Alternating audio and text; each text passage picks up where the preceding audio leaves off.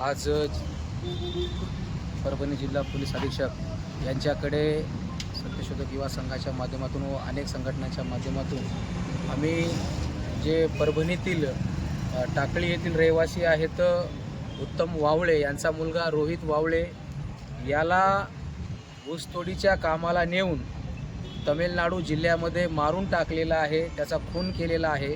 या प्रकरणामध्ये माननीय SP साहेबांना, पोलीस अधीक्षक साहेबांना आम्ही आज या संदर्भात बोललेलो आहोत। या प्रकरणामध्ये SP साहेबांनी जी काही रीतसर प्रक्रिया आहे, जी कायद्यानुसार आपल्याला पुढे जायचं आहे या घटनेमध्ये, या सर्व बाबीवर आम्ही चर्चा केली।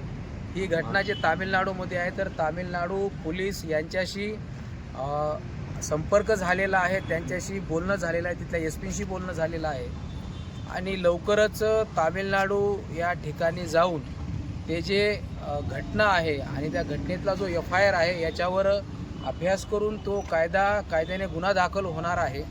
म्हणून या सर्व घटनांमध्ये आज आम्ही या ठिकाणी निवेदन दिलेलं आहे जिल्हा SP साहेबांना। आमची विनंती हीच आहे महाराष्ट्र शासनाला की महाराष्ट्र शासनानेही या संदर्भामध्ये लक्ष द्यावं, गांभीर्यानं याची दखल घ्यावी, कारण की महाराष्ट्राचं वातावरण दिवसेंदिवस वेगळ्या पद्धतीने एकीकडे जात आहे। म्हणून आमची विनंती आहे की या प्रकरणामध्ये लवकरात लवकर आपण या प्रकरणाचा तपास करावा आणि जी मदत या पीडित कुटुंबाला लागणार आहे, कारण की हे कुटुंब जे आहे ते अत्यंत गरीब आहेत, यांचा हातावर पोट आहे, असे लोक आहेत। या लोकांना मदतीसाठी कोणी नाही, म्हणून या लोकांना न्याय मिळणं गरजेचं आहे। त्यांचा मुलगा या ठिकाणी दगावलेला आहे, म्हणून या पीडित कुटुंबाला न्याय देण्यासाठी आज आम्ही या ठिकाणी SP ऑफिसला सर्व पदाधिकारी आणि समाजातले जे काही काम करणारे युवक आहेत सर्वांनी या ठिकाणी निवेदन दिलेलं आहे।